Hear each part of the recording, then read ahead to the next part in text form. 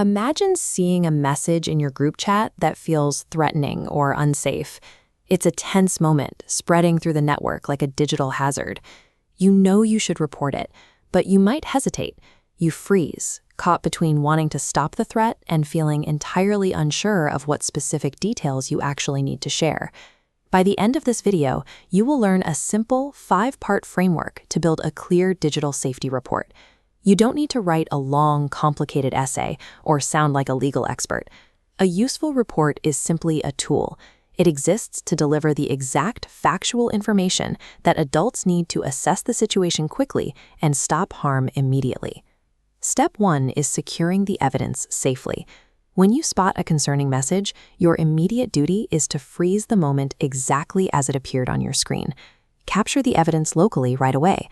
Take a screenshot or save the specific URL, link, or username involved. Do this only when it is safe to do so.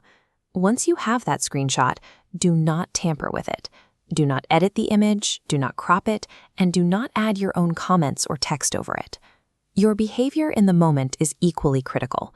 Do not reply to the sender, do not attempt to investigate the situation yourself, and absolutely do not forward the content to your classmates. Keeping the evidence unaltered and unshared serves 2 purposes. It prevents the spread of unnecessary panic, and it perfectly preserves the exact truth of the incident for the people who can help. Step 2 is documenting the 4 W's. Consider a student named Mia. Instead of forwarding a concerning message, she pauses, secures her screenshot, and organizes her thoughts.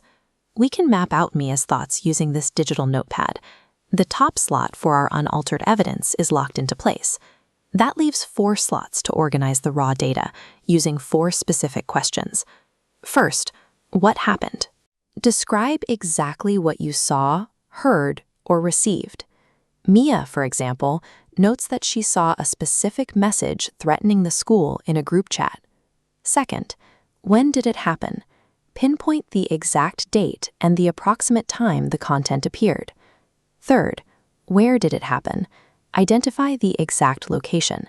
Specify if it was an online game, a social media post, an email, a school hallway, or Mia's biology class Discord server. Fourth, who was involved? List the people connected to the incident.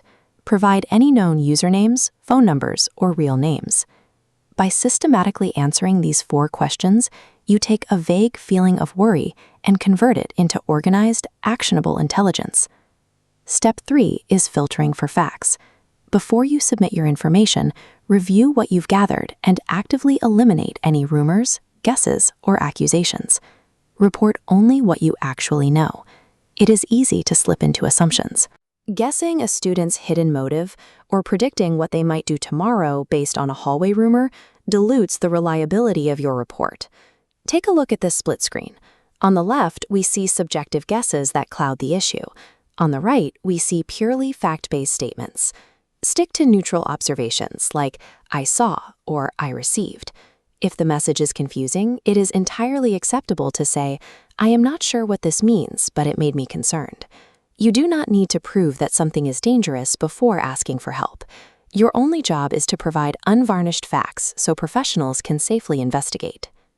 Step 4 is delivering the report. You now have a complete 5-part package, your unaltered evidence plus the organized facts of what, when, where, and who. It is time to hand it off. Share this information with a trusted adult. This can be a teacher, maybe a parent, a guidance counselor, a school administrator, or a designated reporting officer.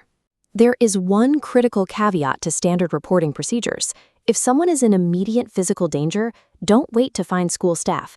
Seek help right away by contacting emergency services or calling 911.